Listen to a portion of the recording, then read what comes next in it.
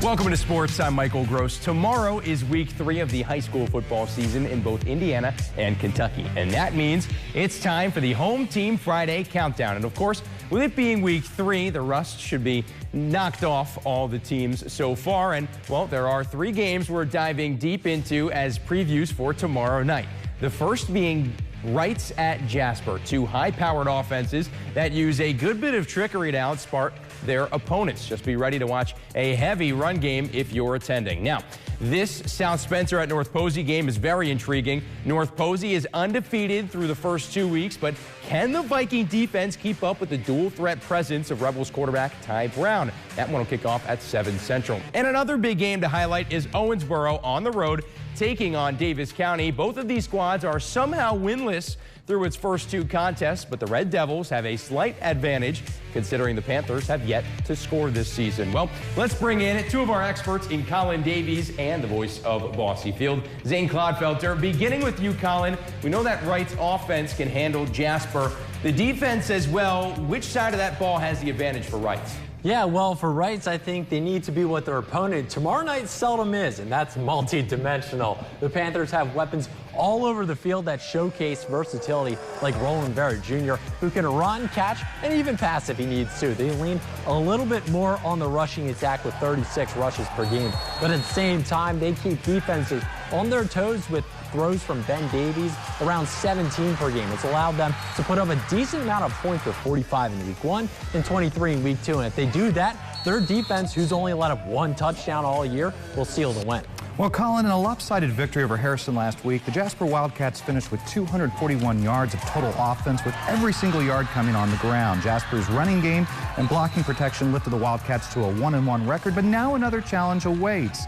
Carter Holsworth carried the offense against the Warriors, rushing for 133 yards and 3 touchdowns, and the Wildcats were opportunistic on special teams. The key is bouncing the offense and having that throwing threat to keep the defense honest. Yeah, Carter Holsworth, really good running back. Let's talk South Spencer and quarterback Ty Brown. He is a quintessential piece of the Rebels' offensive puzzle.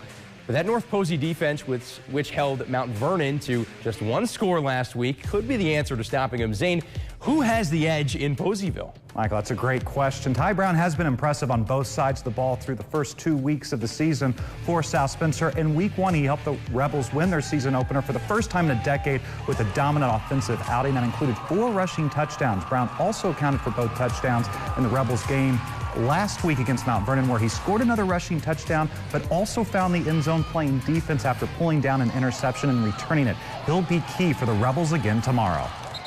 And for North Posey, they need to keep pounding the rock. The Vikings quarterback Liam Stone has 125 yards per game on the ground so far. No team has had an answer for him, and North Posey is fortunate that when teams dial up to stop the run, they're capable of catching them by surprise with a pass here and there, with about 96 yards every contest in the air. Running the ball should help them keep our week 1 MVP on the other team, Ty Brown, on the sideline.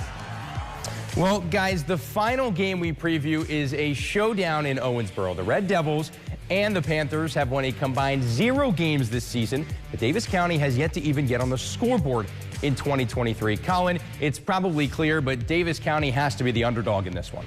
Yeah, that's right, for sure. It's pretty simple for them. They just need to get something going offensively. This team has not scored yet this season. They can do it, though, against this Red Devils team who's let up over 4 touchdowns in their previous 2 games. If one thing is going to get going for them on the offense side, it's got to be the running game. This team probably won't be throwing it much because of the lack of success there so far this season, just 55 yards on the year. Passing-wise, they have to make this game ugly for a chance to come out on top. Well, Colin, the Owensboro Red Devils enter tomorrow's game still seeking, as already mentioned, that coveted first win. After dropping last week's game to Bowling Green by 2 touchdowns, Owensboro was successful in moving the ball offensively, but was undone by 3 costly interceptions. The Red Devils defense was able to force 2 takeaways themselves, but struggled in stopping the Purples' passing attack that accumulated over 300 yards.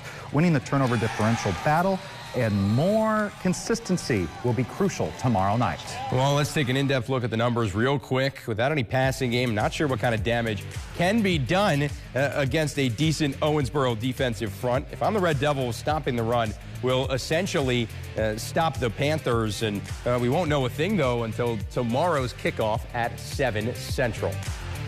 Well, tune in tomorrow for the third show of the high school football season. We can't wait to recap the best games and storylines of the week with you right here on Home Team Friday. We'll be right back.